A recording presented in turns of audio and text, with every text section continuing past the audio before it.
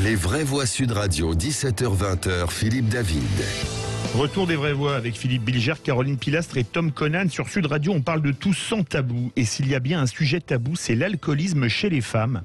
Nous sommes en compagnie de Carole Gazon qui a créé sur Facebook le groupe privé et la page publique Alcool au féminin, parrainé par le professeur Laurent Carilla et auteur du livre Voyage vers l'au-delà, alcool et malédiction, publié chez L'Harmattan. Carole Gazon est psychopraticienne pluridisciplinaire certifiée et psychanalyste. Bonsoir. Bonsoir. Vous avez Comment été allez-vous ? très bien. Vous avez été malade alcoolique. Vous êtes même devenu SDF. Oui. C'est ce qui vous a poussé à créer tant cette page que ce groupe. Oui, tout à fait. Alors, dans l'ordre, j'ai créé le groupe en pensant à ce qu'il m'avait manqué à l'époque. Donc, j'étais déjà réinsérée dans la société, mais qu'est-ce qui m'avait manqué à l'époque pour déjà que je me rende compte que j'étais malade alcoolique et que je me rende compte qu'il y avait toutes les portes qui se fermaient et que on pouvait pas le dire. C'était un mot interdit. C'était vraiment un sujet tabou. Complètement. Et justement, l'alcoolisme au féminin, et je vais donner la parole aux vraies voix après, Carole Gazon, il a quel visage ? Est-ce que c'est plutôt des femmes de 30 ans, des femmes de 60 ans, de CSP+, de milieux défavorisés ? L'alcoolisme au féminin, parce que c'est un sujet dont on ne parle pas, qui est tabou, il a quel visage ? Eh bien, écoutez, je vais peut-être vous surprendre, mais ça va. Nous refusons pour l'instant, je dis bien pour l'instant, ou alors sur exception, des gamines qui ont 16 ans, 16 ou 17 ans. Eh oui, eh oui. Et la plus âgée doit avoir 80 ans et elle est totalement active sur le groupe. Ah oui, c'est de 16 ans à 80 ans, c'est vraiment très large. Philippe Bilger. Est-ce qu'il y a eu évidemment de très grands films sur l'alcoolisme féminin ? Je pensais également à une phrase d'Antoine Blondin qui disait « On boit ensemble, mais le drame c'est qu'on est sous tout seul ». Est-ce qu'au fond, vous accepteriez cette constatation qu'il y a peut-être une différence entre l'alcoolisme masculin et féminin ? C'est que le premier est un alcoolisme de fraternité prétendue et le deuxième est plutôt un alcoolisme de solitude. Carole Gazon. Alors, il y a deux choses, attention. Voilà. C'est-à-dire que là, déjà la maladie alcoolique en elle-même, parce que c'est une maladie, il ne faut pas l'oublier, la maladie alcoolique est déjà très mal perçue dans la société. Sauf pour un homme où on va dire, bon, il est un peu excessif. Bon, cet homme-là, oui, a un sujet avec l'alcool, mais bon, c'est pas grave. De toute façon, puis on est en France, on a des bons vins, on a de la bonne chair. Tandis qu'une femme, je vais vous dire une chose, quand vous rentrez dans un bar et que vous voyez assis à ce bar un homme avec une chope de bière, aucune réaction. Vous rentrez dans ce même bar, vous voyez une femme assise au comptoir avec une bière, oula, ça va pas dans le paysage du tout. C'est vrai. Caroline Tom Conan. Non, mais effectivement, c'est très juste sur les représentations et les perceptions qu'on a, toutes les qui sont pas du tout les mêmes. Je suis entièrement d'accord. Après, qu'est-ce qui explique fondamentalement ensuite la plongée dans l'alcoolisme ? La problématique de l'addiction de manière générale me semble être quand même le cœur du sujet. Il y a des addictions, on sait, avec les joints, avec les drogues dures aussi maintenant. Et la question en fait, c'est je pense notamment plutôt pour les plus jeunes en tout cas, le terrain psychologique. Et il me semble que de ce point de vue-là, ce qui me frappe aussi, c'est les personnes qui sont parfois, en tout cas, les plus isolées. Alors, isolées pas forcément de manière immédiate, ils peuvent vivre avec d'autres personnes, enfin les femmes en l'occurrence, peuvent vivre avec des personnes, leurs parents, leurs frères et sœurs, etc.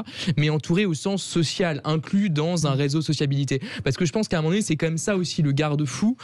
Et je pense parfois que dans ce type de rapport, finalement, les personnes les plus proches de soi sont pas forcément les meilleurs aide, parce que finalement, c'est des gens qui vont avoir une certaine compréhension, qui vont avoir de l'empathie. Votre propre frère, votre propre mère, etc., va comprendre, va vous prendre avec cette, non pas cette pathologie, mais avec cette addiction. Alors que parfois, des personnes extérieures, des amis, des gens au travail, etc., pourront avoir justement ce regard plus objectif. Est-ce que vous pensez que c'est pas aussi ça parfois qui peut manquer à ces personnes? Carole Gazon.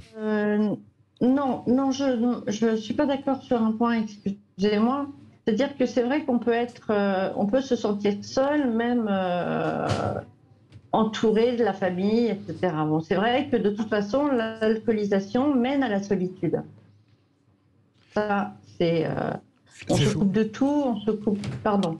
Caroline Pilastre. Oui, il y a une omerta. Vision d'une femme. Et c'est sûr que concernant les femmes, ça doit être plus compliqué parce que je ne parle pas des jeunes de 16 ans, mais des femmes qui sont mamans, c'est encore plus mal perçu parce que justement, on se dit, ces femmes laissent les enfants livrés à eux-mêmes, elles n'assument pas, elles ne sont pas responsables. Donc je pense qu'il y a un poids supplémentaire qui pèse. Mais de toute manière, ce que vous dites est une très bonne chose parce que votre récit, votre expérience de vie, le groupe de parole que vous avez créé à l'arrivée sur Facebook ne peut aider que pleinement ces femmes. Et justement, moi, j'aimerais savoir comment elles vous perçoivent, parce que c'est difficile de parler. Vous avouez quand même une énorme faiblesse dans une société où on est très critique vis-à-vis des failles des uns et les autres à l'arrivée. Donc, est-ce que vous arrivez à dialoguer avec elles réellement, à les orienter médicalement, à leur trouver des psys? Quel est votre rôle au sein de ce groupe de parole, madame ? Alors déjà, c'est un groupe de parole. Là, je parle du groupe fermé, parce qu'il y a la page aussi, mais c'est autre chose. Dans ce groupe de parole qui va bientôt compter ses 3 ans, qui va fêter ses 3 ans, ce que nous avons pu constater, c'est que rien qu'une femme, parce qu'on a l'habitude d'accueillir une par une les femmes qui font les demandes. Déjà, on est très sélective au niveau des profils. Un nouveau profil qui a un mois, si le profil est trop, violent, parce qu'il y a des profils qui sont relativement violents, on ne va pas prendre non plus. Mais ce qu'on a constaté, c'est que même simplement de voir une image sympa avec toute l'équipe en disant bienvenue, et les autres qui arrivent, bon maintenant il y en a une vingtaine pour un seul poste, il y en a une vingtaine. Et ces femmes-là, elles ne sont plus seules. Voilà, enfin elles ne sont plus seules. Il y a une sororité, il y a une solidarité dont Régine m'a suivie dans ce cheminement et ce combat. C'est vraiment c'est un monstre de bienveillance, j'ai envie de dire ça. C'est un monstre de bienveillance, de non-jugement. Oui. On va faire réagir les vrais voix rapidement Philippe Bilger et Tom Conan, très court, et vous aussi très court, Carole Gazon, parce qu'il nous reste moins de 2 minutes. Si vous aviez à dire, je sais que c'est très difficile, la cause essentielle de l'alcoolisme féminin, vous diriez laquelle? Tom Conan, pour faire les 2 questions en une.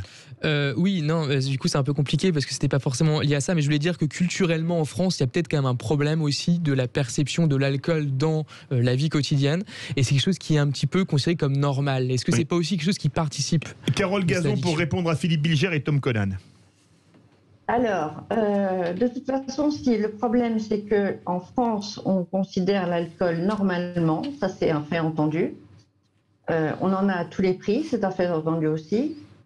Par contre, j'ai besoin de réentendre la première. Est-ce que votre expérience vous permet de déterminer quelle est la cause la plus importante de l'alcoolisme féminin, où elles sont multiples? Non. Non, c'est un alcoolisme multiforme. Multiforme, et qui est vraiment propre à chacune. Chaque histoire a sa personne. Bien sûr. Et chaque personne a son histoire. Voilà. Alors, on peut vous contacter. Il y a une page privée réservée aux femmes et une page publique sur Facebook, Alcool au féminin, parrainée par le professeur Laurent Carilla. Je rappelle, Carole Gazon, que vous êtes psychopraticienne pluridisciplinaire certifiée, psychanalyste, et que vous avez écrit le livre Voyage vers l'au-delà, alcool et malédiction, publié chez L'Harmattan. Merci à vous.